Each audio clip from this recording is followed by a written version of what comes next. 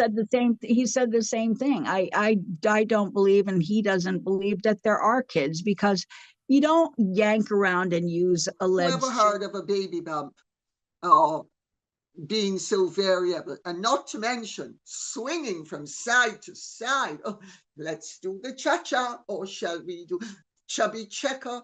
Let's twist again like we never twisted. It just seems that these two can't get anything right, particularly when it comes to stuff. It just seems that these two can't get anything right, particularly when it comes to the royal family is in complete meltdown mode. And this time there's no escape from the truth. A mysterious woman calling herself DL has just dropped the most explosive bombshell in royal history, claiming she's the biological mother of Archie and Lilibet. But here's the kicker. Harry just accidentally confirmed everything. The royal family is scrambling tonight, and this time there's nowhere left to hide. A mysterious woman using the alias DL has just stepped forward with the most explosive allegations in royal history, claiming she's not just a surrogate, but the actual biological mother of Archie and Lilibet. This isn't some tabloid rumor or internet conspiracy theory. We're talking about someone who says she has hospital records, NDAs, and financial documentation that could bring down the entire Sussex house of cards. Also where Meghan and Harry made some major mistakes that only fueled all of these rumors and issues surrounding their handling of the children, the privacy, all of it. They created a really big mess of Archie's birth.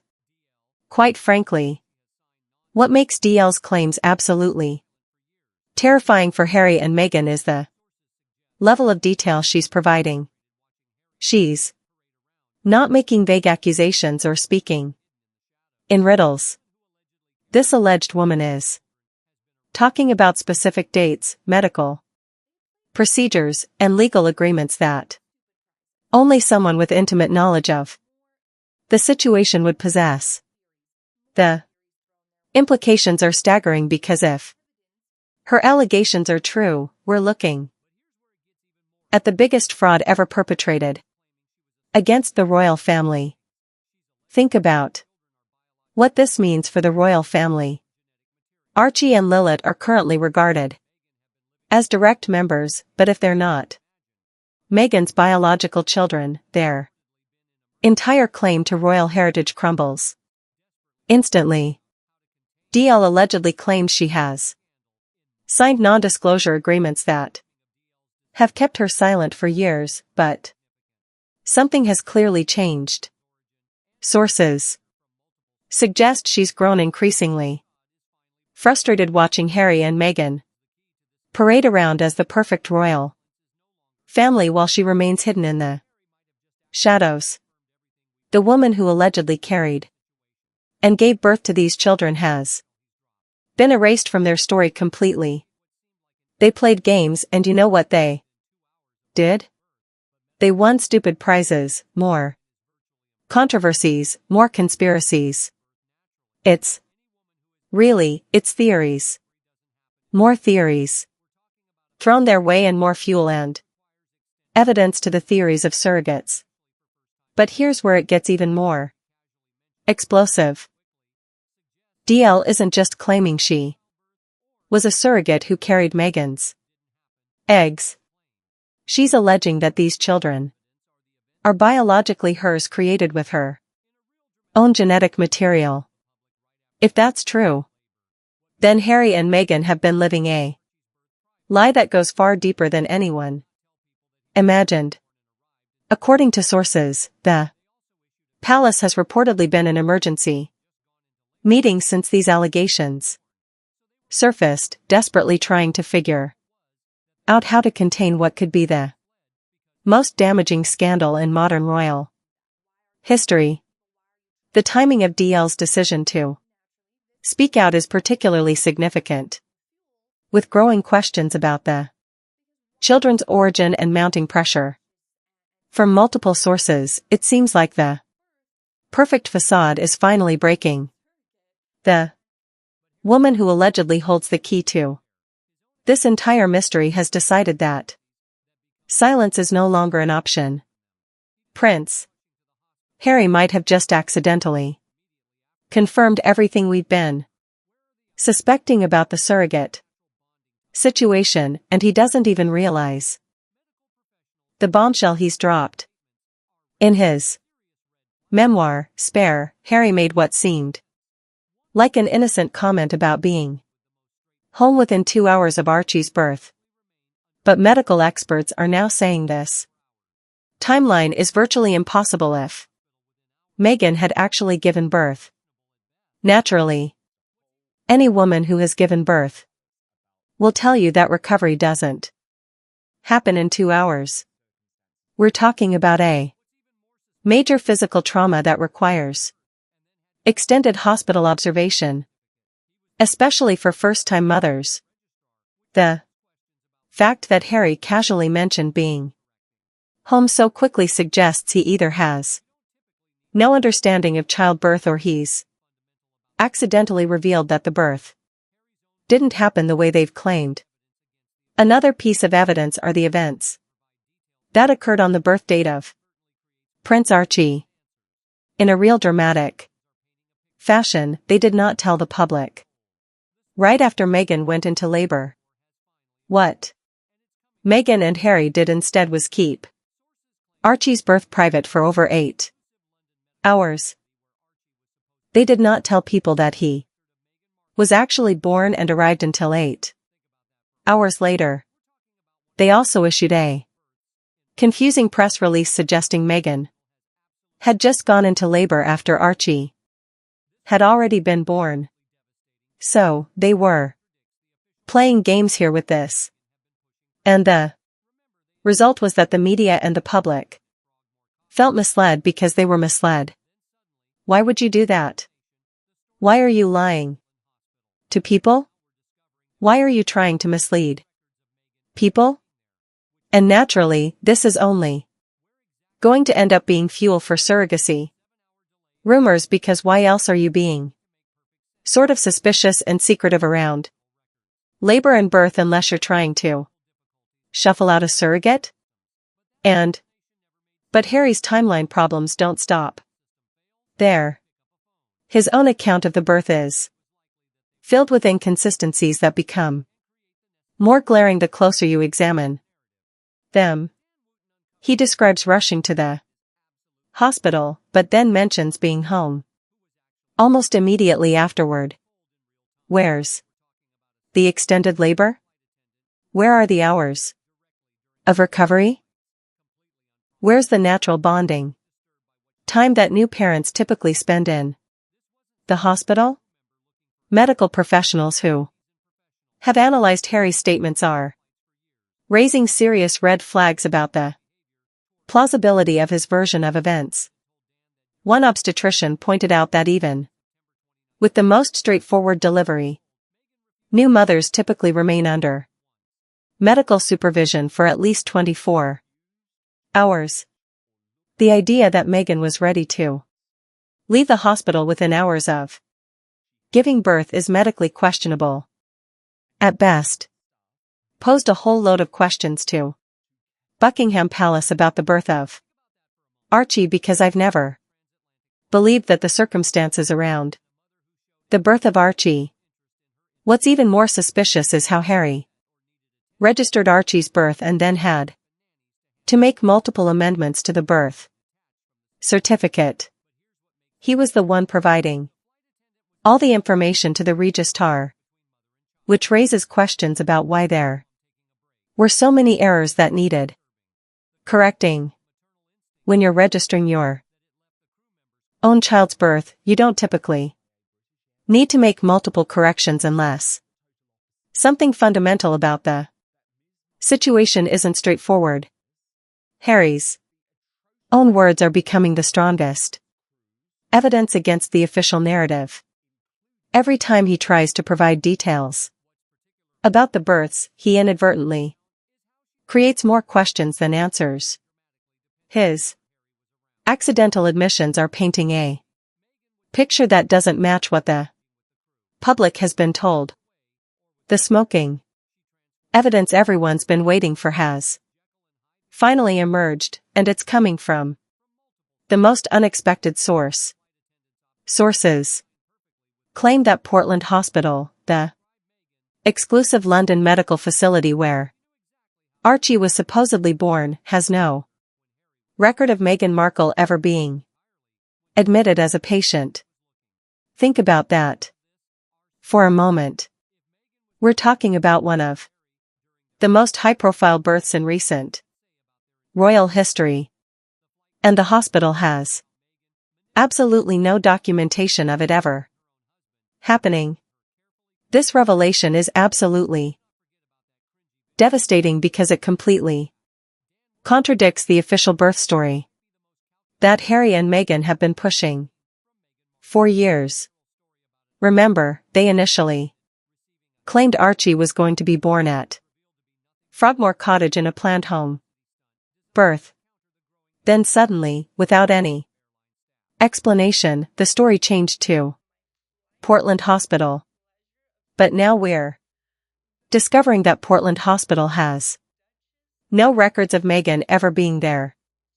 Which raises the obvious question, where exactly was this child born?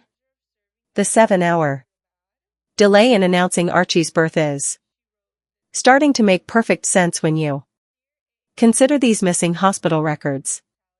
The palace claimed there were technical difficulties with their communication systems. But that explanation never made sense. In 2019, if your email system fails, you pick up a phone. The real reason for the delay was likely that they were scrambling to get their story straight and create the necessary documentation to support their narrative. What Dan Wooten uncovered about that South Africa flight is absolutely devastating, and it's coming from someone who was actually there, watching everything unfold in real time.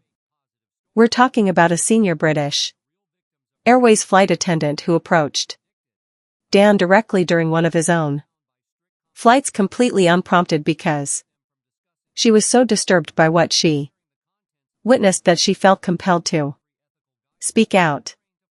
This wasn't some random crew member looking for attention. This was a seasoned professional who had been working international flights for years and had never seen anything like Meghan's behavior toward her own child. The flight attendant told Dan that during the entire journey to South Africa in September 2019, when Archie was just 4 months old, Meghan refused to touch or look after him even once. Flight Meghan refused to touch or look after Archie even once. She didn't look at him. She had zero interest when he was upset. And she expected the staff the entire time to take care of that baby. Think about that for a moment. We're talking about a transatlantic flight, hours and hours in the air, and a mother who showed absolutely zero interest in her infant son. When Archie became upset or needed attention, Meghan expected the flight staff and nannies to handle everything, while she remained completely detached from the situation. But here's what makes this even more chilling. The flight attendant was adamant that there was zero connection between mother and child. This wasn't just a tired mom taking a break. This was something far more disturbing. The complete lack of maternal instinct was so obvious that it left the crew members questioning what they were witnessing. Me by a British Airways air hostess. About the total opposite about the fact That Ms. Markle is now famous for the atrocious ways that she treats crews on international flights, including by the way on American Airlines. What's particularly revealing about the flight attendant's account is how she described Meghan's behavior changing dramatically, depending on whether Harry was around.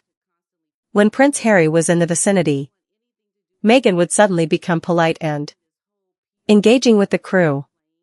But the moment he stepped away or was out of earshot, she transformed into a completely different person. This Jekyll and Hyde behavior is exactly what we've been hearing about from multiple sources over the years.